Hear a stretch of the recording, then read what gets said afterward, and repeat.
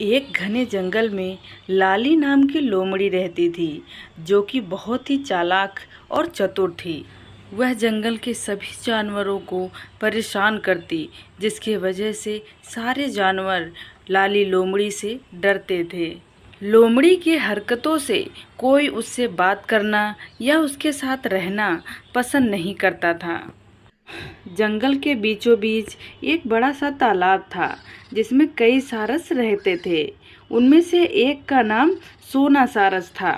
उनका गुजारा मछलियों से होता था। लाली लोमड़ी अक्सर वहाँ पानी पीने आया करती। कैसे हो सोना सारस? आज बड़े सवेरे सवेरे मछलियों का शिकार हो रहा है। मैं ठीक हूँ लाली लोमड़ी। आज सवेरे सवेरे भूख का एहसास हो रहा था, इसलिए मछलियाँ पकड़ने चला आया। लोमड़ी और सारस अधिकांश समय साथ में बिताने लगे। सारस रोजाना तालाब से मछलियां पकड़कर अपने दोस्त लोमड़ी को खाने के लिए दिया करता। इस तरह उनकी दोस्ती और भी गहरी होती चली गई। मुझे भूख का एहसास हो रहा है दोस्त। ठीक है, जरा ठहरो, अभी प्रबंध करता हूँ। ये लो दोस्त, आराम से मछलियाँ खाओ। सोना सारस बहुत ही सीधा था। उसका व्यवहार और जानवरों के प्रति बहुत ही अच्छा था। मगर लाली लोमड़ी बहुत ही शैतान और चालाक थी। दूसरों का मजाक उड़ाने में और उसे परेशान करने में लोमड़ी को बहुत मजा आता था। मेरे दिमाग में एक आइडिया आया है। क्यों ना सोना सारस को बेवकूफ बनाया जाए। अगले दिन वह सारस के पास गई और बोली, मित्र, मैं तुम्हें भोजन का निमंत्रण देने आई हूँ। तुम कल मेरे घर जरूर आना। ठीक है, तुम बुलाओ और मैं ना आऊँ, ऐसा कभी हो सकता है क्या? मैं जरूर आऊँगा।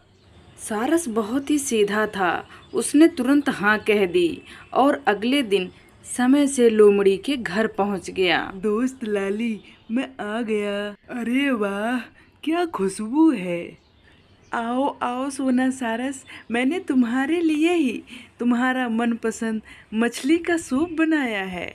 चलो। लाली लोमड़ी ने जानबूझकर सूप एक प्लेट में परोसा। उसको यह पता था कि सारस प्लेट में सूप नहीं पी सकता। सोना सारस सूप पीने की कोशिश करता, पर उसकी चोंच ही भीग पाती थी। लाली लोमड़ी मन ही मन खूब हंसती है। क्या हुआ दोस्त, सूप पसंद नहीं आया क्या? नहीं, ऐसी कोई बात नहीं है, सूप बहुत अच्छा बना है। सोना सारस समझ गया कि लोमड़ी उससे जानबूझकर सवाल कर रही है। बेचारा सारस अपमान सहने के बावजूद कुछ नहीं बोला और भूखा ही लौट आया। सारस दिन भर यही सोचता रहा कि लाली लोमड़ी से अपमान का बदला कैसे लूं। सोना सारस यह बात अपने टोली के मित्रों को बताता है कि लाली लोमड़ी ने उसका कैसे अपमान किया है।